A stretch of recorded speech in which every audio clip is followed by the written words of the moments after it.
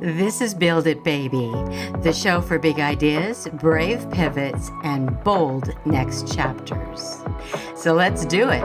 Let's build it, baby.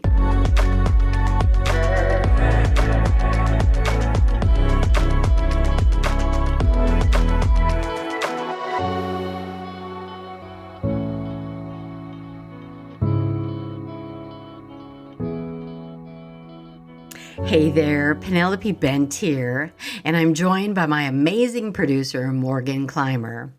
And welcome to Build It Baby. I've built businesses all of my adult life. I've scaled some teams and reinvented my career more than one time, and I've done it all with one truth at the center. The business is only as bold as the soul behind it. So I started Build It Baby because I've watched so many brilliant people wait. They wait for clarity, waiting to build for permission, waiting until the time is right. But I think building a business from scratch is kind of like, deciding to have a baby. I don't think the time is ever really right. We never have enough money in the bank. But that certainly doesn't keep us from having babies. And I don't think it should keep you from building something that is sitting there in your gut that you know it is the time.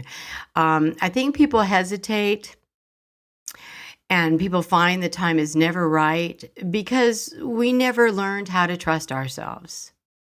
In school, they never taught us how to follow a gut instinct or how to pivot with purpose or how to build something real from your knowing instead of your doubt. And trust me, I know a lot about doubt. I probably bought every book on fear known to man over the last, 40 or 50 years. But that's what I've learned sometimes the hard way, and that's what I'm here to share.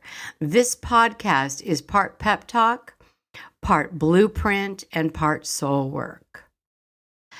And it's part sharing my experiences to help you create maybe a smoother path for your build. Whether you're starting your first offer or reinventing your career or just trying to figure out what's next, I hope this becomes a space that reminds you you already have everything you need. The universe has given you some gifts that you have no idea or just lying there waiting to be used. So I say, let's do it. It's time. Let's build it, baby. So before we go any further, I want to ask you something. And I mean really ask you. Are you happy? And I'm not talking fine or I'm not talking are you managing? I mean, are you genuinely, deeply happy in your work? Do you wake up feeling, excited to start the day? You feel energized and valued and aligned? Do you see a clear path forward financially, creatively, or spiritually? Do you feel like your work actually matters? And do you know deep down in your bones that you're exactly where you're meant to be? If the answer is yes, then hell yes, stay the course. Water those roots, plant those seeds, it's gold. But if there's even a flicker of no, then I want you to hear this. It doesn't have to be this way. Maybe there's been a quiet idea rolling around in your head for months, maybe years. Maybe you spotted a gap in your industry, something that needs to be done better, and you're the one who sees it. Or just maybe life cracked open a window for you. Maybe you got laid off. Maybe you're in a pause. And with just a bit of space, you're realizing you don't want to just job search anymore. You want to build. So what if now is the moment? Whatever brought you here, let me remind you, you already have everything you need. The idea, the knowing, the moment. Happiness, alignment, and freedom don't happen by accident. They happen by design. They happen when we stop waiting and we start building. So if something inside you is stirring right now, here is what I need for you to know. Being really happy is a choice. It means participating in this adventure we call life. So here's my suggestion. Grab a journal, a piece of scratch paper, or a cocktail napkin. I do my best business plans on cocktail napkins 90% of the time. And I want you to ask yourself this question. If I gave myself permission to build something new, what would it be? Now remember, you've got some ideas that are rolling around. Perhaps you were just laid off. Perhaps you saw a situation where there was something that you could do that would be better. Just start writing. No filter. Just let it flow. And don't get caught up in the how. You're going to do this, just get your idea out of your head and your heart and onto the paper. So don't get caught up in the how you're going to do it. Write from your gut, your heart, your head, just a loose sketch, and then put it in your pocket or purse for a few days. Add some details as they pop into your head. And allow yourself to begin to create the plan. So I want to share a story with you. In 1984, I had been in the photography business for about 8 years. The studio was doing really well. I was a very successful female boudoir photographer in Northern California. And so from boudoir photography, I got into advertising and was shooting fashion layouts. I landed a front cover of an Italian magazine, which was really, really exciting and put a feather in my cap. But that opened a lot of doors for me to start working on editorial layouts and ads for magazines. So it required that I had to reach out to a lot of modeling and talent agencies. And, we paid a fortune to hire the talent to create the ads the way our clients wanted the products to be portrayed. And from way back, because I had been shooting for so long, time is money. And it made me nuts when these people would show up very ill prepared. They were not prompt, prepared, and professional. They were beautiful people, but they had zero skill when it came to posing techniques. They no more understood an advertising layout than the man in the moon. And we were paying a fortune for these folks. So one day, I sat down on a cocktail napkin and sketched out an idea of opening up my own modeling and talent agency. I already had the studio. I had great connections with clients. So I felt that we could go back out, since I had already been shooting for Macy's and some of the big advertisers and designers, that I could go back out and let them know that I've got some great talent. The interesting piece of the story is that I was seeing that the advertising business was changing. The beautiful people were not able to sell the products. What we needed was some real people, some people that consumers could identify with. So one day when my daughter came home from school, I said to her, she was only 8, and I said to her, hey, look, I want to open this modeling and talent agency. Would you go out and recruit all your friends in the neighborhood? I'll talk to the moms and dads and see if maybe we could put something together. I reached out to my stockbroker, a beautiful woman. She was a full-figured woman, and full-figured meaning only like a size 12 or 14 at the time. And I wanted to start bringing that woman that could be that consumers could identify with. So in 1984, I applied, did all the fingerprinting and everything I had to do, and I opened up a professional modeling and talent agency. I provided my own talent for my own layouts, so the studio would hire talent from the modeling and talent agency. And at the same time, I realized, I'm recruiting all the kids in the neighborhood and friends and girlfriends of mine that I felt would be perfect. And I knew I had to develop a training program. So at the time in the state of California, you could own a professional modeling and talent agency and provide talent for advertisers and folks, that needed to hire talent for runway shows or print ads or television commercials. But at the same time in California in 1984, you could also train. So I decided that I wanted to develop a modeling and acting training program. I wanted to teach models and actors what I needed when they were on my set, how they needed to be prepared, how they needed to show up for business, what I needed in their skill level, whether they understood, a key light from a fill light. I wanted to provide information and knowledge for these models so that they would make the photographer's job a hell of a lot better or a hell of a lot easier, and that we would have a much better product. That company and a version of that training program ran for over 30 years. I taught that training program and provided a beautiful, economical future for myself. But that idea all came from me being so frustrated with what was available in the marketplace.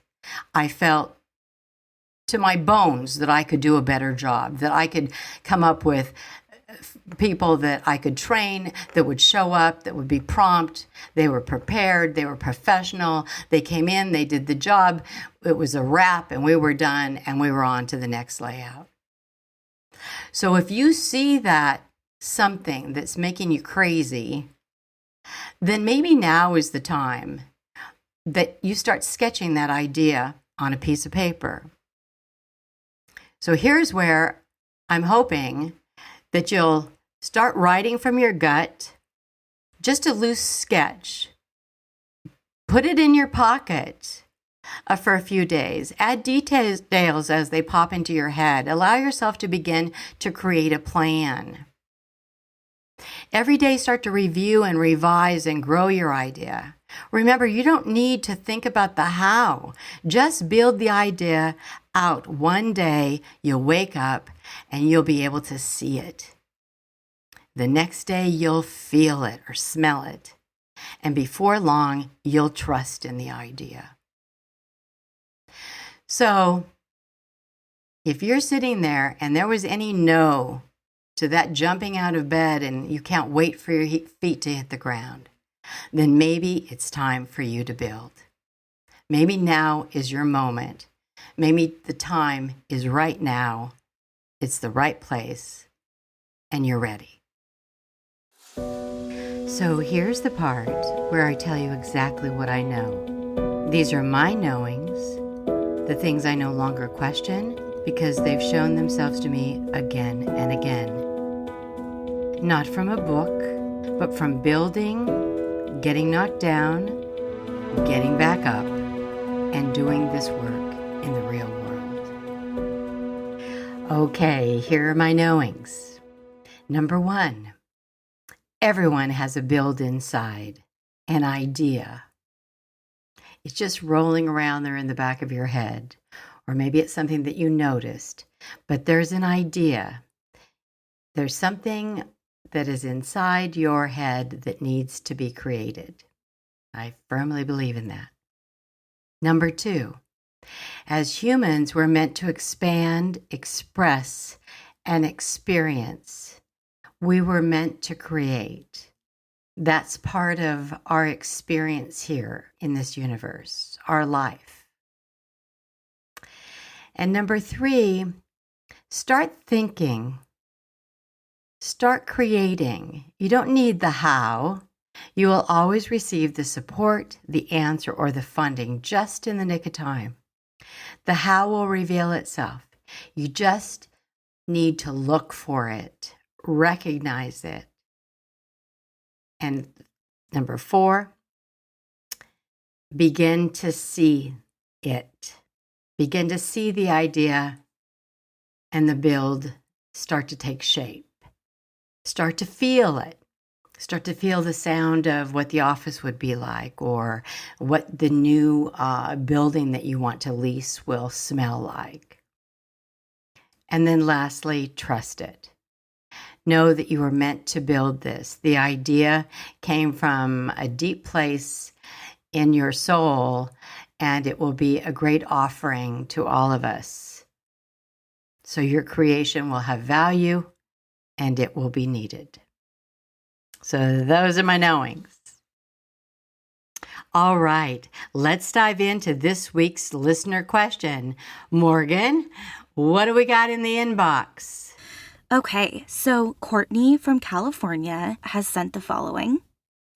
How do I confidently price my services or products when I'm just starting out and want to attract clients but not undervalue myself?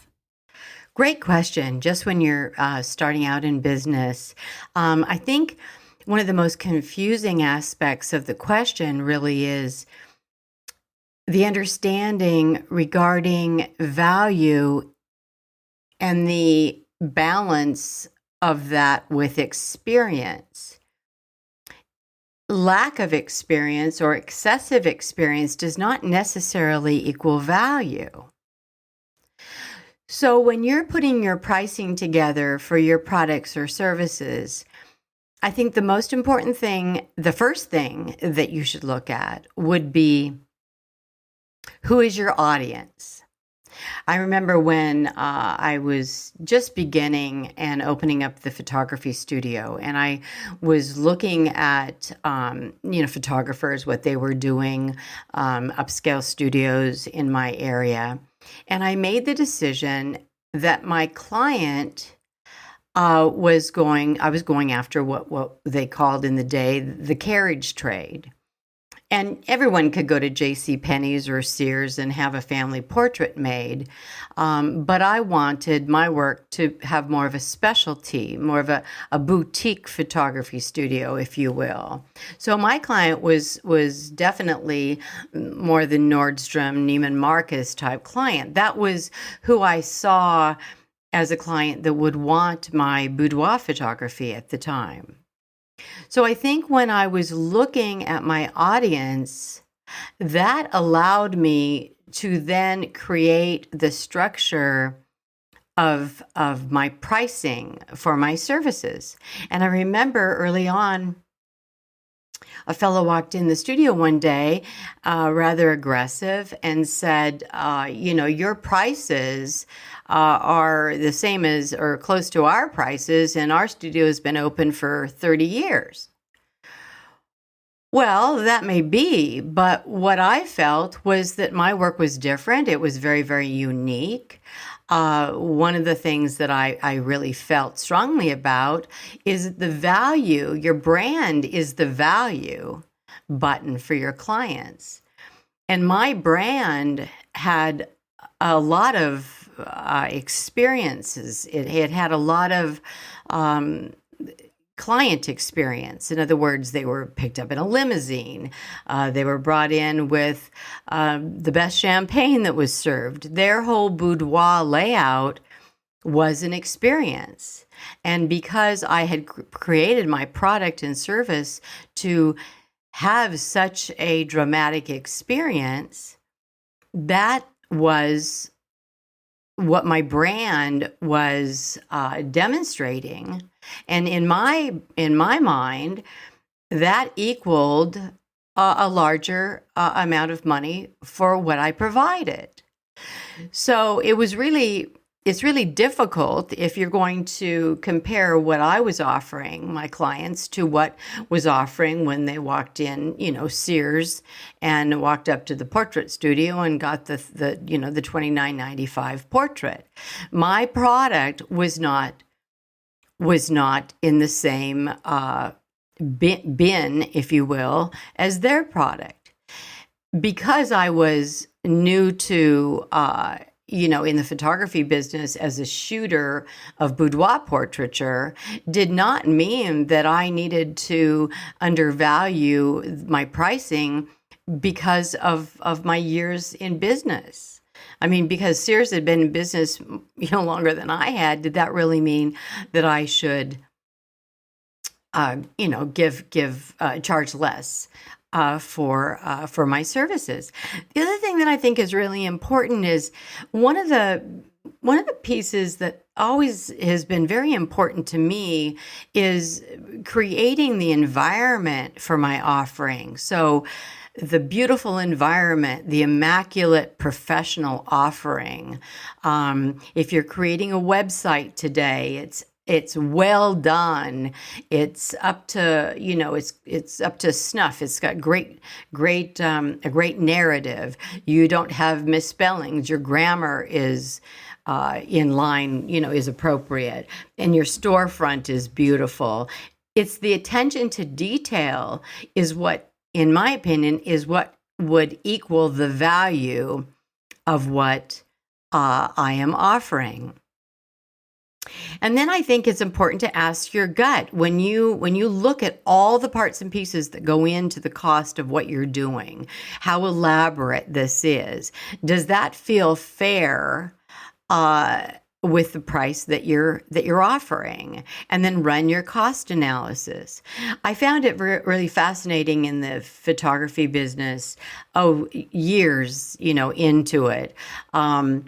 Someone said, well, gosh, it only costs, what, $6.99 or I don't know, $13.99 to have a roll of film, created. And yet what they didn't understand is that they weren't paying for the cost of a roll of film being processed. They were being charged for my talent. And I charge a lot because I am really good at, what I was doing. And I was creating an environment and an experience that they will never forget as long as they live. Was I paid a lot of money for that? You're damn right I was. But it was worth every penny. I had people fly in from all over the country. They were picked up in a limousine. When they left the studio after this amazing layout, we had the best makeup artists, the best presentation. I was shooting at the top of my game. And when they left with a beautiful bouquet of flowers. And the product was delivered on time and exceeded their expectations. So when you start putting your pricing together and think to yourself, well, gosh, I'm just starting out, so I want to attract customers. Low income pricing is directly related to a low level product. So just remember that your product and the value of your product should be priced accordingly to what you're offering, and also in balance, in alignment with your audience, with the clients that you're attracting. I doubt very much if I had charged $39.95 for my product and they're being picked up, in a custom limousine, a private limousine, I doubt very much if they would have wanted to pay the $39, because they probably would have thought, these people are nuts.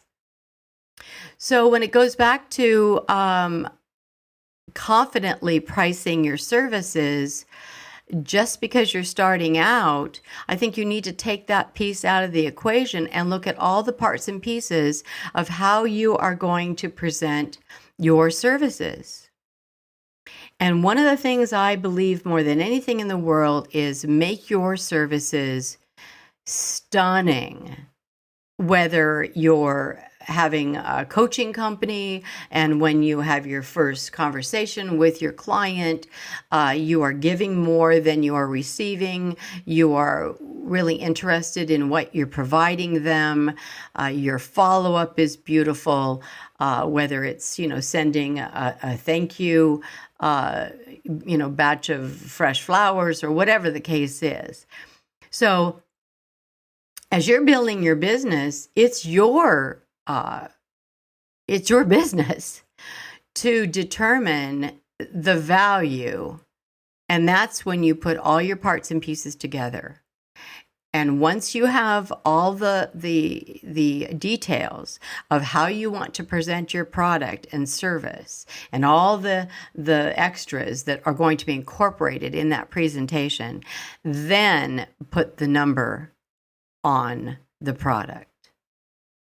Don't believe for 1 minute, because you're a new company, that your value, your pricing should be less than just because you began. It might be something completely different, and it needs to be valued and priced accordingly. So, I hope I answered that one for you. Well, I guess it's that time. I just want to thank you so much for tuning in to Build It Baby. We'll be here every Tuesday, bringing you real talk, big ideas, and heart-led strategy. Please don't forget to subscribe, share, or send us an email with your boldest question. Just go to penelopebent.com, go to the podcast page, and hit a little button there and send us in your question. Please don't hesitate to leave your name and location, and we'd love to feature you perhaps on our show or in one of our blog posts. But until next time, from my heart, please just remember this. Building and creating a business from the ground up is a thrill of a lifetime. It's a roller coaster ride that can take your breath away. It's like the E-ride on steroids. It will take you as high as your heart will take you. And it'll take the meaning of alive to a whole new level. So I say, hop on this crazy ride and build it, baby. Always best, P. Build It Baby is a Rainy Day Production House original, hosted by Penelope Bent and produced and edited by Morgan Clymer. Music by Yuri Shemshashin and Oleksiy Holobiev. If this episode spoke to you, please follow the show and leave a review. It helps more dreamers like you find us. And remember, you're not just building a bold business or a career, you're building a bold life.